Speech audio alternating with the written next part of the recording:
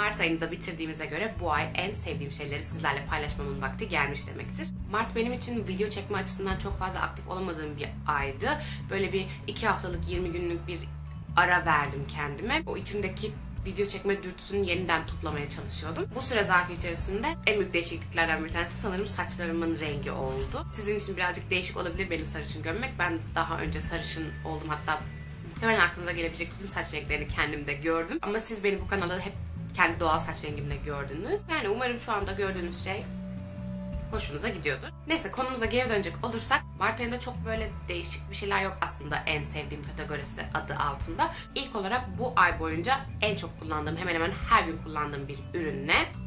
Hatice teyzenin doğal gül suyu. Piyasada içerisinde katkı maddesi olmayan bitki suyu bulmak gerçekten çok büyük bir mücadele. O yüzden ben de başarılı bulduklarımı daha doğrusu sizlerle her seferinde paylaşıyorum. Bitki sularını nasıl kullanacağınıza dair çekmiş olduğum başka bir videom var. Ben bunu bütün ay boyunca sabahları yüzümü yıkamak yerine büyük bir pamuğa döküp bütün yüzümü, gözümü, boynumu, göğsümü silerek kullandım. Bu hem yüzümü çok fazla yıkayıp kurutup yormamama yardımcı oldu. Hem de sabahları eğer spora gideceksem, yogaya gideceksem yüzümü bununla silip antrenmanımı yapıp sonrasında yüzümü yıkayıp nemlendirdim. Yani sabah uyanıp yüzümü yıkayıp nemlendirip sonra tekrar işte sportif bir aktivite yapıp yüzümü terledikten sonra tekrar yıkayıp nemlendirmenin, günde böyle 2-3 kere bu işlemi yapmanın bir mantığı yok aslında. Yüzünüzü köpüren sabunlu bir maddeyle yıkamak istemiyorsanız eğer gül suyunu kullanabilirsiniz. Üzerine nemlendiricinizi direkt sürebilirsiniz. Bu Hatice teyzenin ürünlerini de ben bayağı beğendim.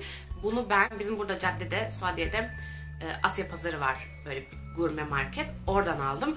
Orada bu ürünleri vardı ama daha sonra Instagram'dan takip ettim. Aşağıda Instagram linkini koyarım. Böyle birçok farklı böyle doğal marketler, işte gurme marketlerde hem İstanbul'da hem başka şehirlerde satıldığını gördüm. Tek hoşuma gitmeyen şey bu marka ile ilgili şu oldu. Instagram'da bir paylaşımda bu gül suyu ile ilgili şöyle bir şey yazmışlar. İşte gül suyunun fotoğrafını çekip koymuşlar. Altına da bunu kullanabileceğiniz alanlar diye böyle küçük dipnotlar düşmüşler. İşte cildinizi temizleyin, şunu yapın, bunu yapın. Maddelerden bir tanesi şu: makyajınızı temizleyebilirsiniz. Beni tek irite eden nokta bu oldu. Çünkü gül suyu, herhangi bir bitki suyu makyaj temizliği için kullanılamaz. İçerisinde gliserin olmadığı için ya da herhangi bir yağ ya da bir kimyasal çözücü olmadığı için gül suyu tek başına makyajınızı temizlemez. Hani o postun altına da girip bunu yazmak istemedim, böyle bilmişlik taslıyor gibi. Ama hani olur böyle bir şey denk gelirseniz diye sizi uyarmak amacıyla söylüyorum. Makyajınızı direkt saf gül suyuyla temizlemeyin.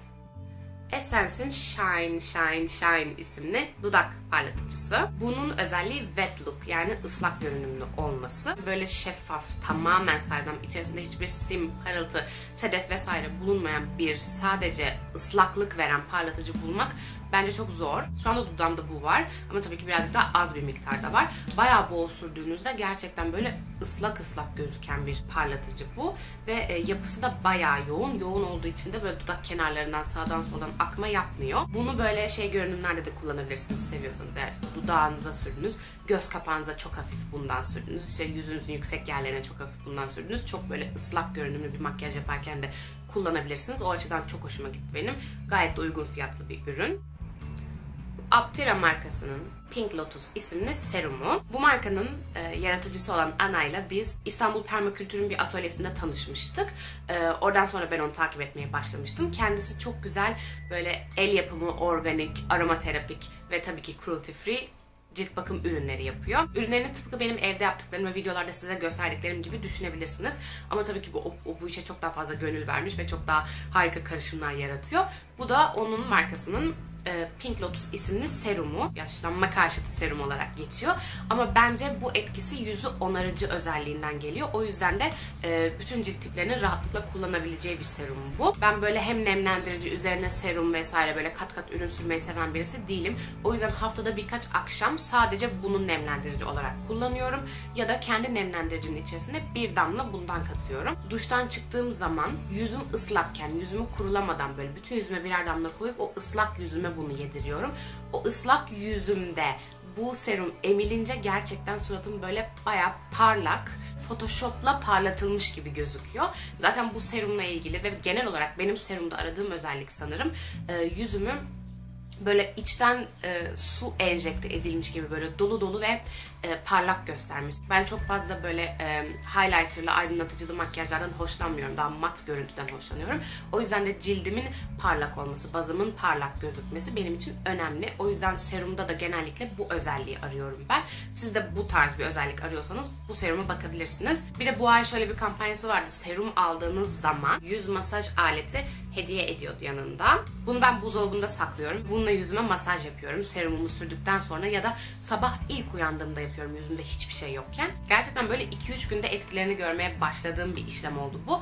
Zaten bir yüz masajı videosu çekmeyi düşünüyordum. Öyle bir sözüm de vardı size, elle yapılan. Eğer isterseniz bununla birlikte de o videoyu birleştirebilirim. Yani hem yüz masaj aletiyle hem elinizle hem birazcık yüz yogası, yani yüzünüze nasıl masaj yapabileceğinizi bütün hatlarıyla anlatan bir video çekmemi isterseniz haber verin. Fuhu TV'nin 2 tane yeni dizisi başladı. Şahsiyet ve Dip.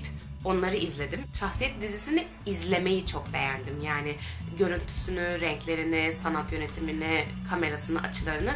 Diziyi izlemek bana çok büyük zevk verdi. Ama her ne kadar Haluk Bilginer'i çok sevsem de Cansu Dere'yi nedense başrol olarak, yani oyuncu olarak, kadın başrol olarak tercih ettiğim birisi değil. Bundan sonra gelecek olan bölümü de izlerim muhtemelen ama sonrasında devam eder miyim emin değilim. Dip de birazcık daha ağır ilerliyor bence. Ki ben ağır ilerleyen şeyleri severim ama çok fazla hani izlemeliyim, devam etmeliyim hissiyatını vermiyor.